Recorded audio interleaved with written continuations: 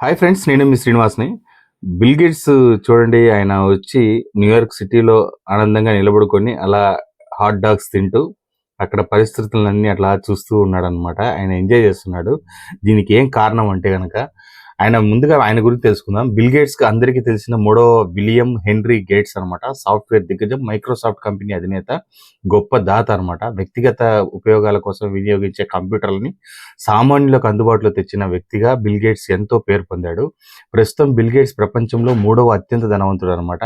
30 సంవత్సరాల క్రితం మైక్రోసాఫ్ట్ కార్పొరేషన్ని స్థాపించి చరిత్రలో నిలిచిపోయిన బిల్ గేట్స్ ఆ బాధ్యతల నుంచి తాను స్థాపించిన Bill and Melinda Gates Foundation charitable ట్రస్ట్కు పూర్తి కాలం వినియోగించే లక్ష్యంతో మైక్రోసాఫ్ట్లో తన కార్యకలాపాలని శుక్రవారం బిల్ గేట్స్ వీడ్కోలు పలికాలన్నమాట. ప్రపంచవ్యాప్తంగా ఎన్నో దానాలు, సహాయాలు చేస్తున్నాడు. సాఫ్ట్వేర్ రూపకల్పన, అభివృద్ధికి జీవితాన్ని ధారపోసిన గేట్స్ కొత్త వ్యాక్సిన్లను కనుగొనే సంస్థలకు నిధులు సమకూర్చడం, తన వంతు సహాయం చేసే కార్యకలాపాల మీద దృష్టి పెట్టబోతున్నారనమాట.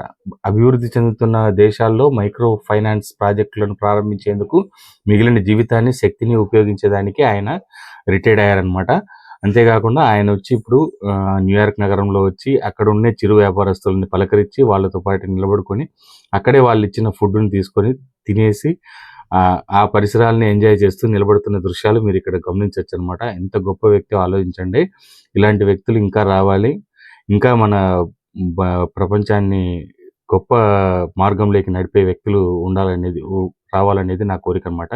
మీకు వీడియో నచ్చితే లైక్ చేసి, షేర్ చేసి, సబ్స్క్రైబ్ చేయండి. సబ్స్క్రైబ్ చేయడం మాత్రం మర్చిపోతుంది.